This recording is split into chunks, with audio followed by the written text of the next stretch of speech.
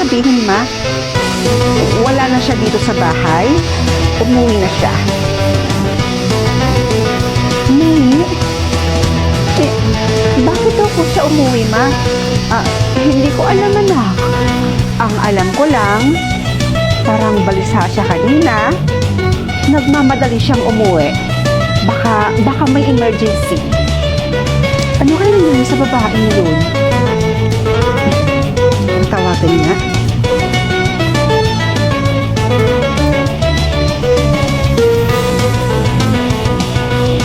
Teka, cellphone na ba yun? Sa may bandang basement yun, ah.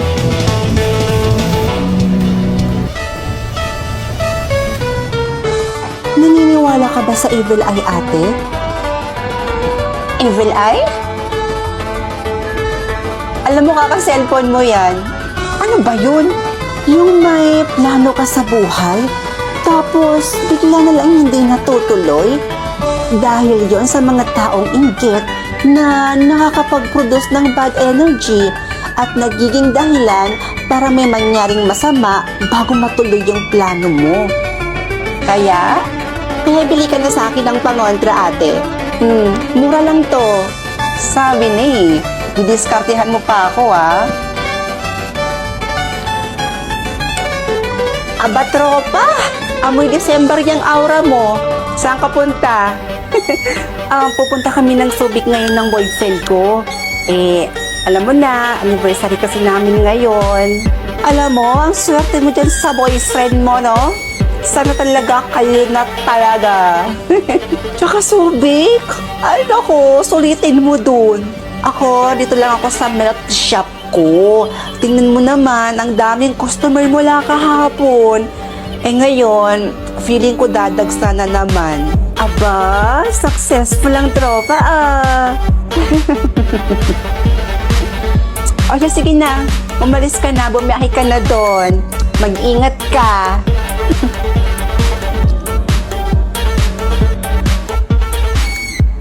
Oh, babe, ready na ako. Nasaan ka na? Bitch, I'm a problem. I want my country back, bitch. I'm a problem, bitch. Uy, tropa, bakit ka nandito? Ay, hindi ka ba natuloy, ha? Hindi ka natuloy, no? Honey, honey. Oh, andyan na to, sandali. Pasensya ka na, tropa, ha? Ang dami ko na naman kasing customer ngayon. Sinabi ko naman sa'yo kanina, di ba? Na, ay nako, dadags talaga yung customer ko ngayon. Ay, sige lang, sige lang. Ay, sige, dito ka lang muna, babalikan kita. Oh, andyan na. Ay, naku, tropa, buti na lang at naghintay ka. Salamat sa paghintay sa akin, ha? Ay, naku, pasang-pasa na ako. Ay, naku, ang dami kasing customer. Sinabi ko naman sa'yo, di ba? Pero mabuti na yon para naman mabili ko na yung pinapangarap kong wing band para sa bagong business ko na skincare. Ako nga, hinihintay ko lang na ma-approve yung visa ko. Gusto ko na rin kasi magtrabaho sa abroad. Hoy, huwag mo akong kakalimutan, ha? Pasalubungan mo ako. Tsaka yayaman ka talaga sa abroad. Sige ho, salamat ho. Oh, ate. Kakatawag lang nila ngayon. Pero sabi nila, malabo pang araw na ma-approve yung visa mo. Ano ba naman yan? Bad news na naman?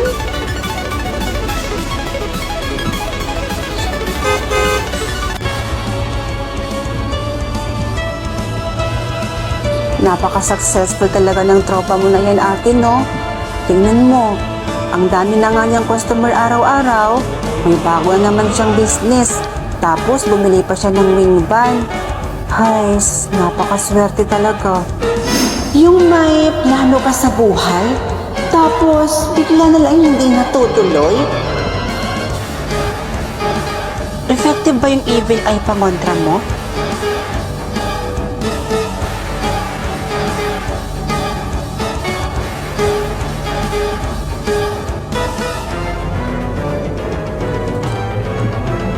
Uy, tropa! Wow ha, mukhang tuloy na yung subik ah. Tuloy na talaga. Sige, punta na ako dyan. Ano? Ha? Paano? Paano nilooban? Sandali lang ha.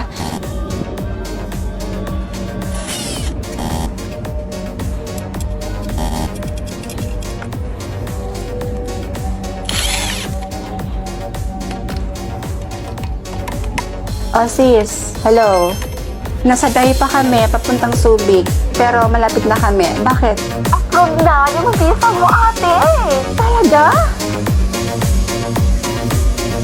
Finally. Thank you, Lord. Sige na sis ha. Bye-bye. Thank you. Babe, approve na yung visa ko.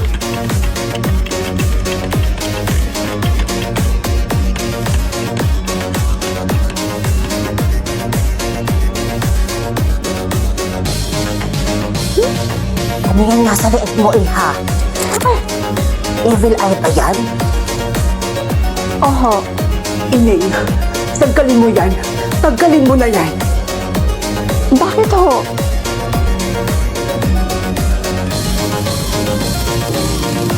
Joanne, Oh, Carlos, you here? Buti naman at sumipot ka dito.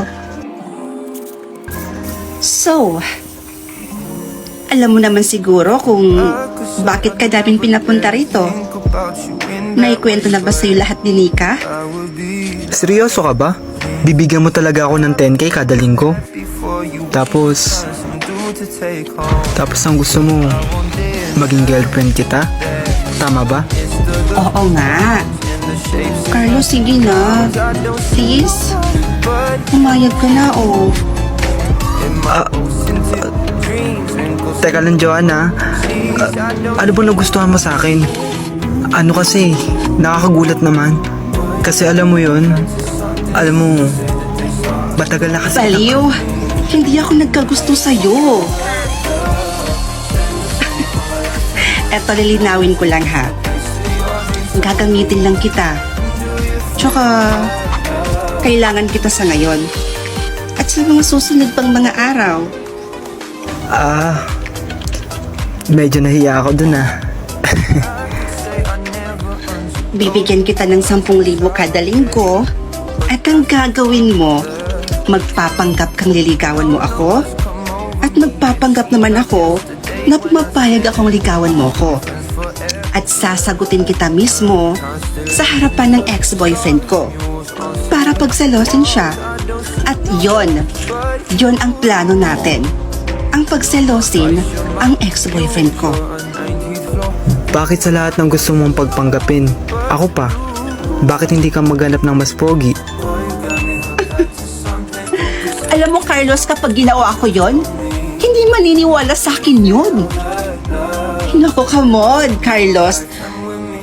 Alam mo, mas maniniwala sa akin yon o mas masasaktan siya kapag nalaman niya na sa isang lalaking walang class, hindi maitsura, in short, sa pangit ko siya ipinagpalit. Ouch! Grabe ka sa akin. Sakit nun Parang ayoko na lang ituloy itong plano mo. Nakakasakit ka ng damdamin. Sorry, masyado bang prangkahan yung pagkasabi ko? Sorry Carlos pero doon tayo sa totoo, hindi ba? Nagsasabi lang naman kasi ako ng totoo eh. Pasensya ka na kung masyado akong prangka kung magsalita. Babayaran naman kita eh.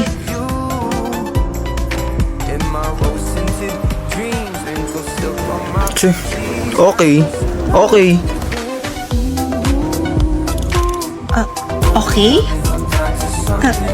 What do you mean, Carlos? Pumapayag ka na sa inaalok sa'yo? Oo na. Ayun! Kung hindi lang kita gusto eh. Thank you, Carlos, ha? Thank you. Welcome. So, ano yung mga rules ng pagpapanggap ko? Natin. Para hindi ko makalimutan. Yeah, rules. You're right. Simple lang naman yung mga rules ko. Rules number 1, kapag kailangan kita, pumunta ka kaagad. Dahil oras mo ang binabayaran ko. At ang pangalawa, lahat ng ipapagawa ko sa'yo, gagawin mo. At ang pangatlo, pigilan mong magkaroon ng feelings sa akin. Pigilan mo ang sarili mo na magkagusto sa akin. Dahil itong ginagawa natin, ang ginagawa mo ay trabaho lang. Walang personalan, Carlos. Nagkakaintindihan ba tayo? Oo, naintindihan ko.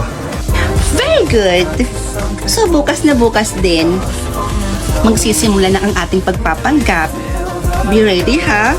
Spend the summer or a lifetime with me. Let me take you to the place of your dreams. Tell me